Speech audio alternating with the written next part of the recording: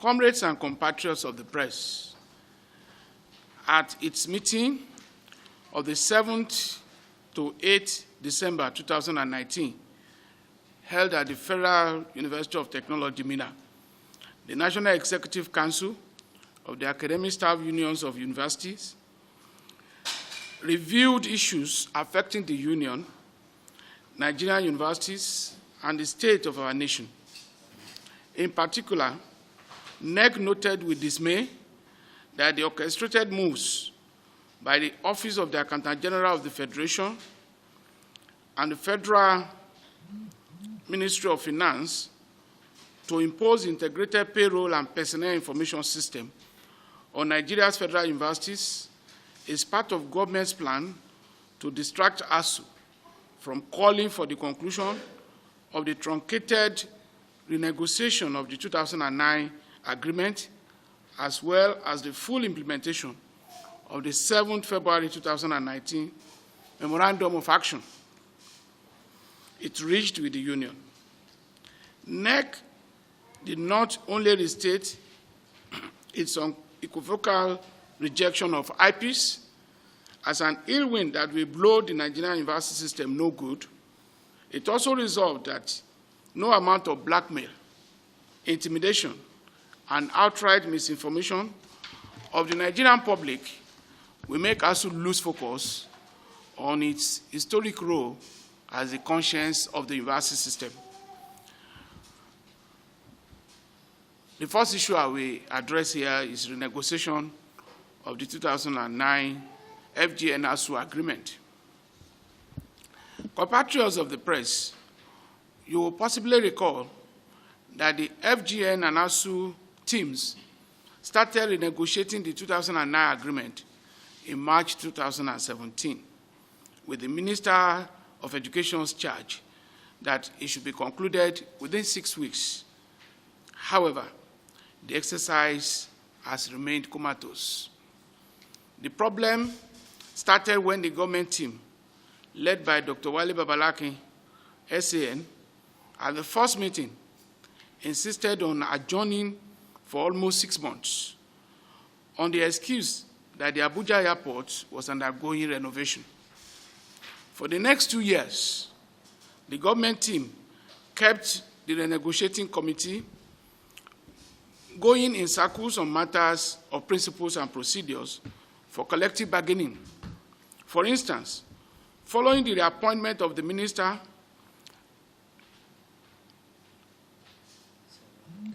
on several occasions, ASUU took its protest to the Minister of Education to no avail. For instance, following the reappointment of the minister, ASUU wrote a letter dated 23rd August 2019, in which it stated, among other things, that, I quote, "Let me remind the Honorable Minister of the Union's letter dated 38 July 2018, wherein we complained of the difficulties the Union was facing with Dr. Babalaki.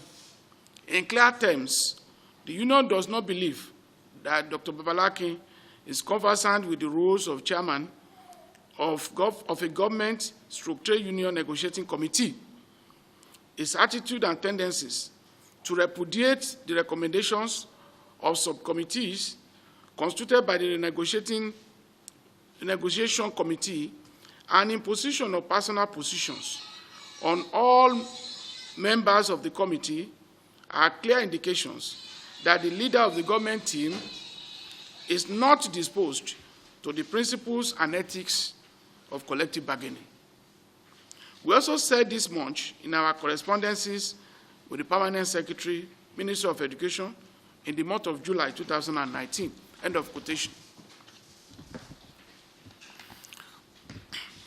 Government has argued that the Union cannot dictate to it on the composition of its negotiating team. However, the federal government has not kept its promise in the 2019 Memorandum of Action, which states that the Permanent Secretary will provide documented guidelines on procedures and to clearly define the roles of parties in the renegotiation process, end of quotation. In the MOA, it was then agreed that the renegotiation of the FGN ASUU 2009 agreement should commence not later than Monday, 18th February 2019, and be concluded by Friday, 29th March 2019. The non-provision of the documented guidelines to date truncated the protracted renegotiation with the Babalakin-led team, and this is a reflection of the non-committal disposition of government. ASUU shall resist government's attempt to repudiate any aspect of the 2009 FGN ASUU agreement. The agreement provides a blueprint for the revitalization of Nigerian universities. Our future as a nation depends on it.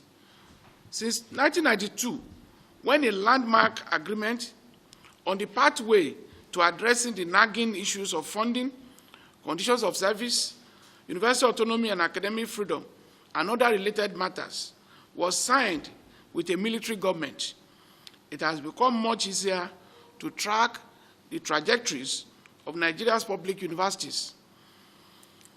We therefore call on Nigerians and friends of Nigeria to join ASUU in preventing this civilian government from throwing a heritage of inestimable value to the waste dump. Visitation panels to federal universities. In the 7th February 2019 FGN ASUU Memorandum of Action, it is stated that, I quote, arrangements for the visitation panels have been concluded and the approved list of members is in the process of being gazetted. Due to the forthcoming elections, a tentative date for the commencement of the visitation has been fixed for 11th March 2019, end of quotation. That visitation has not commenced 9 full months after signing the memorandum with ASUU. That the visitation has not started by now is another evidence of government's lack of commitment to addressing the problems of our universities. For the avoidance of doubt, visitation to the universities is a critical element of assuring accountability in the institutions. The visitor to a university, this time, Mr. President, is required by the Establishment Act to empanel a team to undertake a review of the activities of the institution, including administrative, financial, disciplinary, personnel, and student matters, as a feedback mechanism at least once every 5 years. Where the situation demands, such visitation may also be carried out within a period of shorter length. However, the last general visitation to Nigeria's federal universities was carried out in January 2011, and all efforts to make government activate this mechanism for monitoring developments in the universities for 3 years running have been to no effect.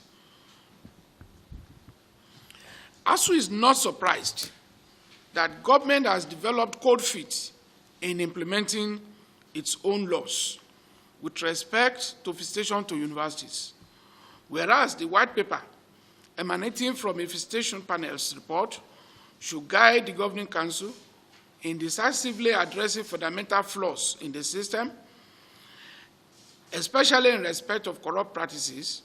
It is shocking that many of the recommendations in the visitation panel's reports of 2011, which were approved in the gazetted white papers, are still awaiting implementation till date.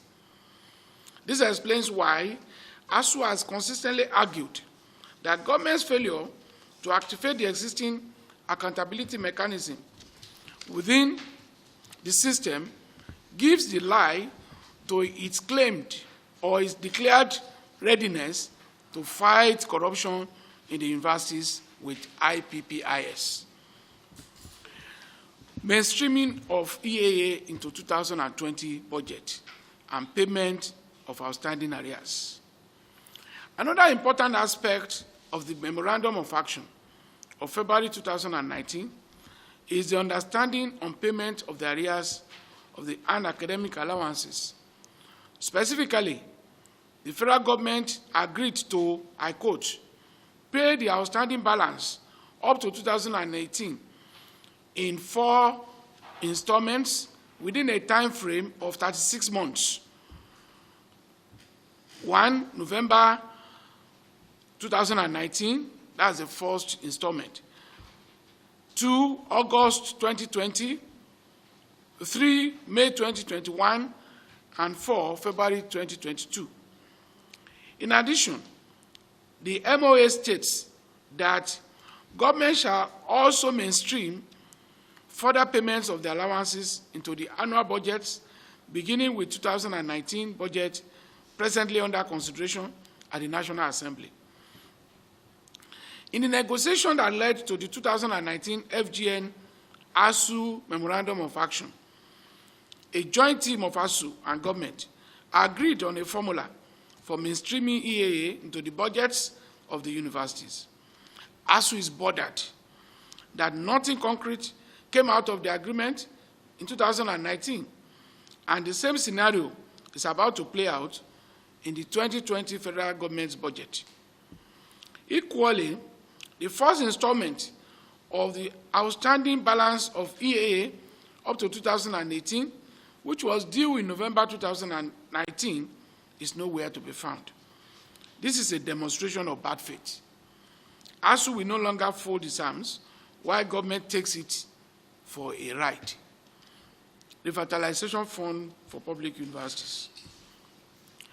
Compatriots of the press, you will possibly recall that the FGN ASUU Memorandum of Understanding of 2013 states that a total of 1.3 trillion will be massively injected into public universities to address the rot and decay documented in the federal government-sponsored needs assessment of 2012. The fund was to be released in 6 installments over a period of 6 years. 200 billion for 2013 and 220 billion for each of the subsequent 5 years. Apart from the initial 200 billion released between 2014 and 2017, only 20 billion has so far been added. In the February 2019 Memorandum of Action, the federal government promised to resume full implementation of the FGN ASUU 2013 MOU after sources of fund will have been identified. End of quotation. ASUU is aware that several sources of fund were identified at the 2-day National Stakeholders Workshop on Sustainable Funding of Education in November 2019. However, 2018, pardon me. However, getting government to fulfill its promise has remained a mirage. ASUU insists that the federal government must keep its promise to revitalizing public universities, and the union shall do all it takes to protect the sanctity of the 2013 MOU. IPPIS as a distraction. The razzmatazz of the Office of the Accountant General of the Federation over IPPIS is for us in ASUU a distraction. ASUU is a creation of the World Bank. IPPIS is a creation of the World Bank. It is currently being implemented in Nigeria with a loan facility to the tune of US dollar 140 million as part of an economic reform and governance project. In the World Bank report number ICR 2901, dated March 14, 2014, the project development objectives, as quoted from the project appraisal document, are twofold. Number one, to improve the federal government's economic and financial management system and processes. And two, to firmly establish a reform process of the federal civil service to improve professionalism and government's ability to deliver services. However, the Office of the Accountant General of the Federation claims that IPPIS is meant to achieve 5 objectives, namely, 1, centralized payroll system of the federal government; 2, facilitate easy storage, updating, and retrieval of personnel record for administrative and pension processing; 3, ascertain the actual personnel enrollment of the federal government; 4, aid manpower planning; and 5, comply with global best practice. ASUU does not have any issue with the government managing its finances in order to plug the plundering of the country's resources through corrupt practices. Our union abhors corruption, and it is on record that ASUU has raised alarm on several occasions in the past against administrators and governing councils who are suspected to have soiled their hands with university resources. When and where the visitor to a university is willing to activate the 3-layer filter, that is, internal auditing, external auditing, and visitation, as we have continually argued, corrupt practices will be brought to the BRS minimum. It is really confounding why IPPIS, which was designed to improve professionalism in the civil service, will be grafted into an entirely different work environment like the universities. The unanswered questions in the unnecessary debate include the following. Does professionalism in civil service mean the same thing in the academia? In what other country in the world are academics brought under civil service rules and circulars? Which of the world-class universities recruit their academic staff or get personnel matters resolved through the Accountant General of the Federation, Minister of Finance, or the head of civil service? The agents of the Office of the Accountant General of the Federation have argued that some cash cows cannot be migrated to the IPPIS because they are fund-generating agencies.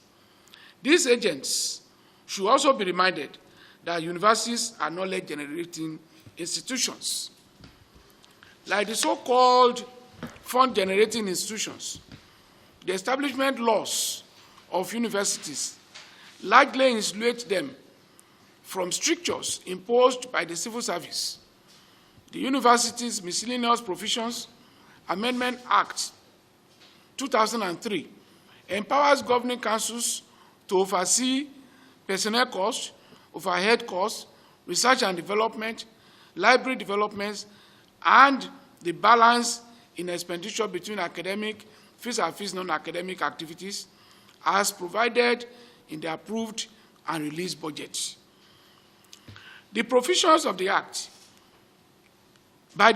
of the Act, only the governing councils have the power to hire or fire university academics, including vice chancellors, and superintend human and material resources of their universities.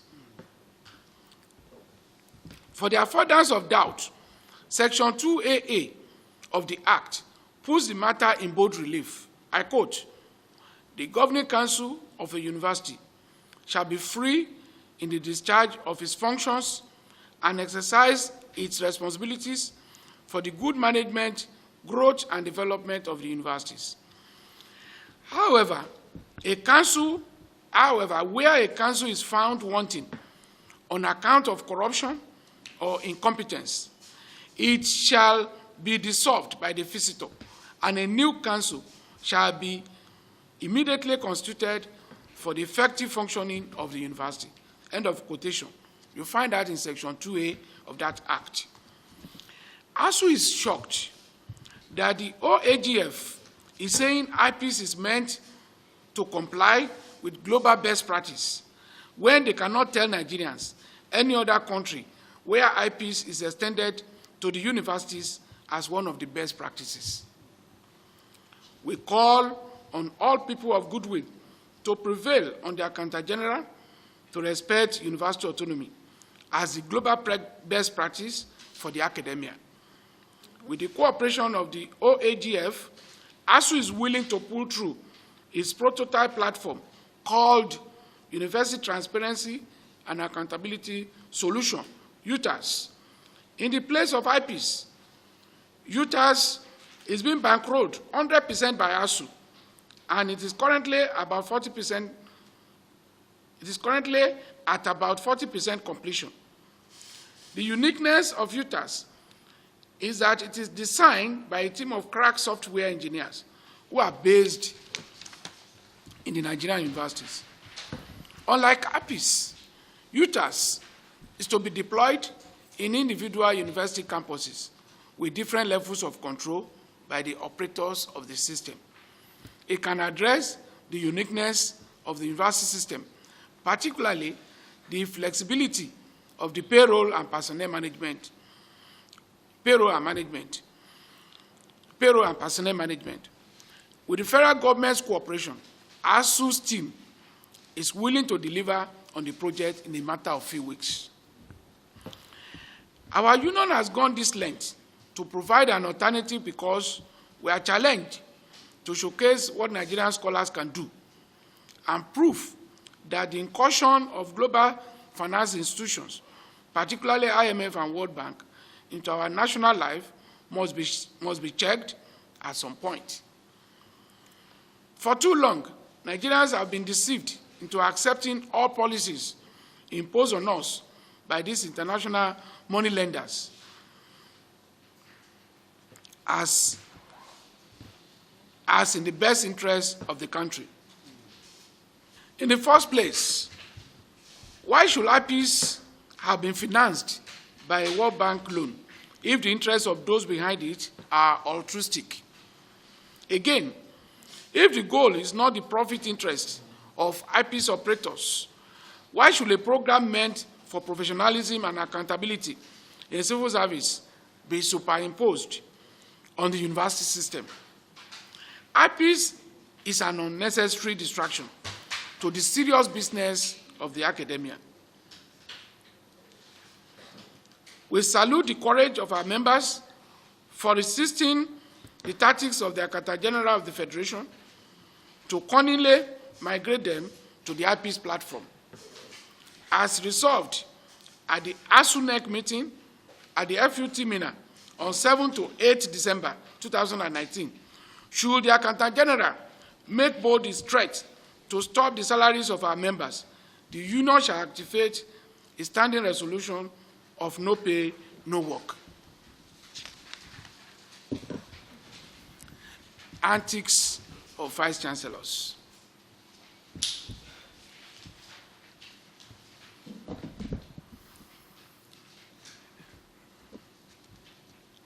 Antics of vice chancellors.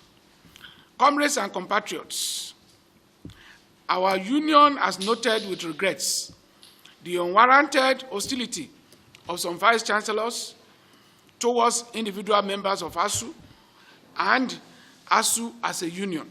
A few of them have stopped our union's check-off dues on the flimsy excuses that there are splinter groups whose existence could be traced to them. These hostile VCs are also escalating the hoopla about IPPIS to polarize our union. On their campuses, our branch secretariats have been sealed up by sponsored agents as a way of disrupting ASUU activities and getting at the branch leadership of the union.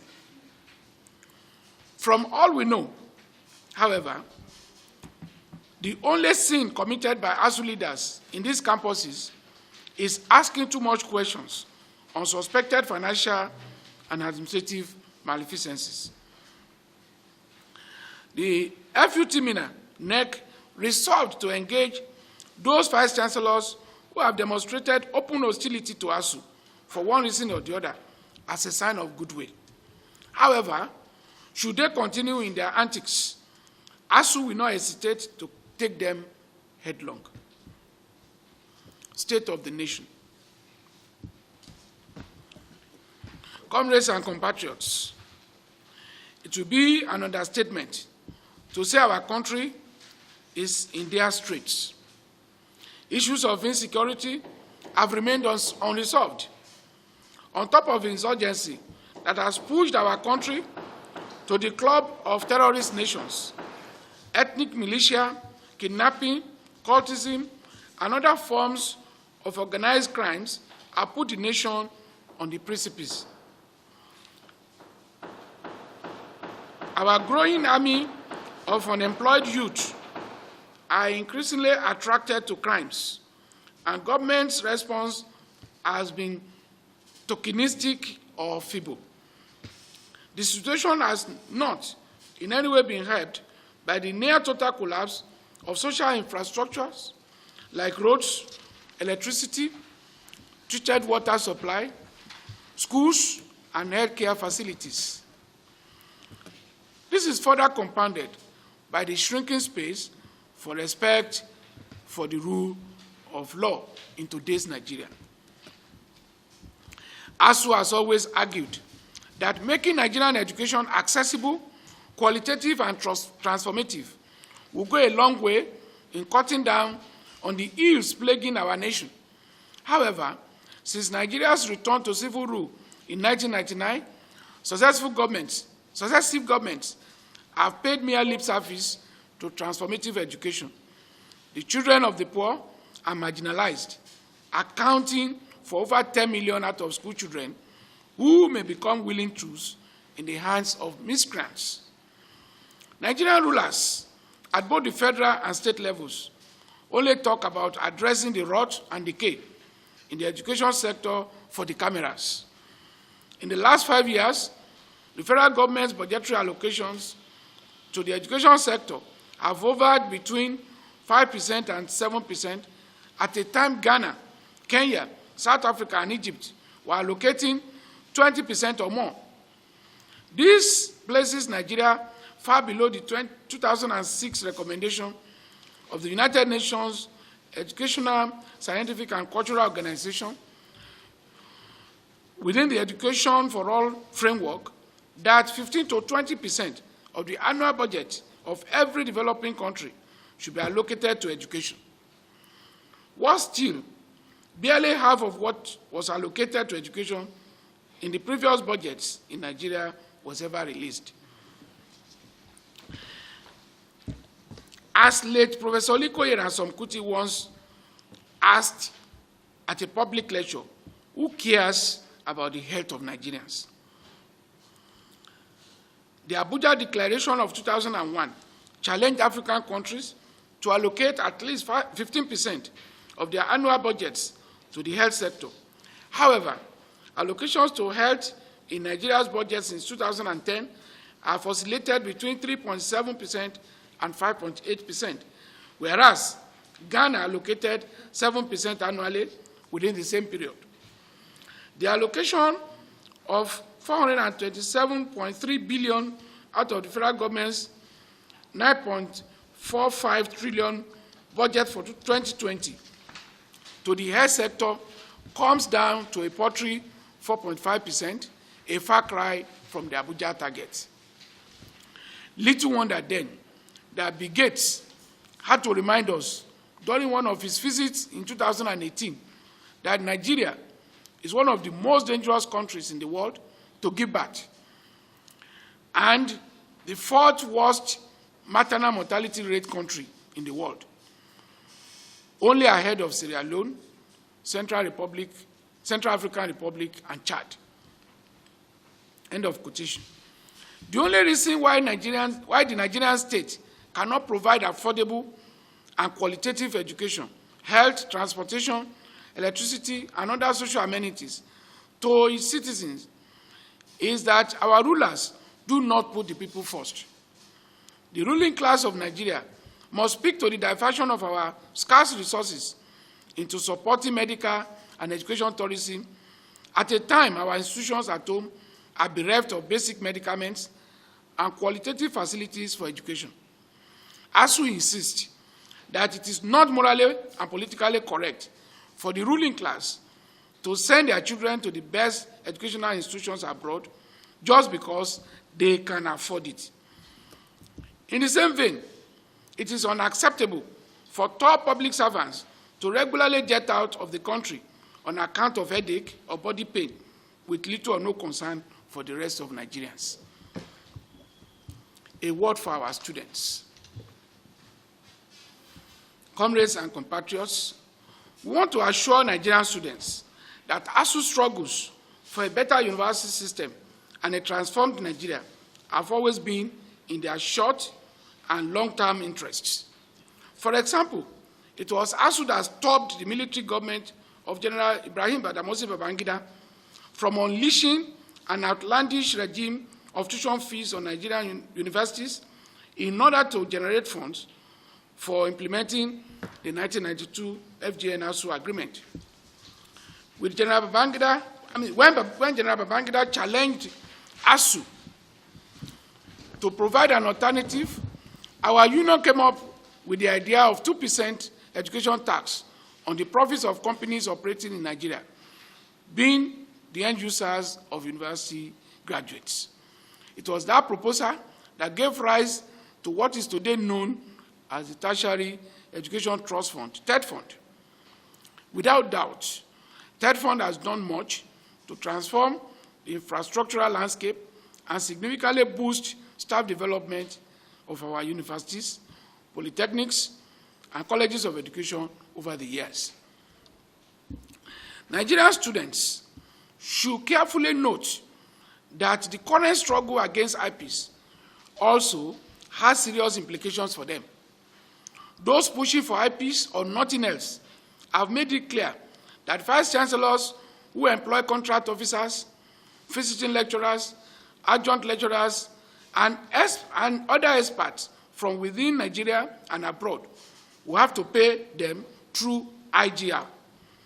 The reality is that hardly could any university in Nigeria today totally dispense with the services of this category of academics in one form or the other. So the question is, what is the source of this IGR for paying their bills? Of course, our students. ASUU's formidable presence has stalled the attempted outrageous review of tuition fees in state-owned universities to bring them at par with what obtains in private universities.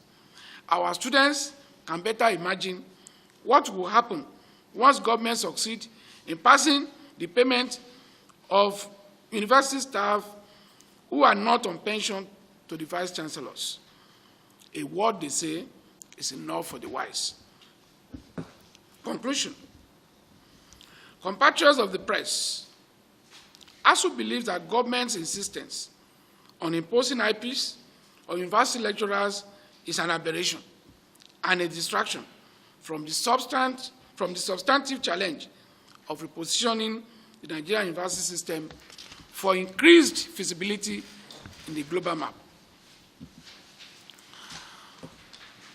It is like giving autonomy with one hand and taking it back with the other hand.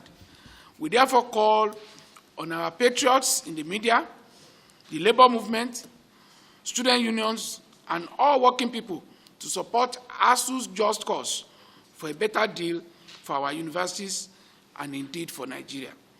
The struggle continues. Thank you very much.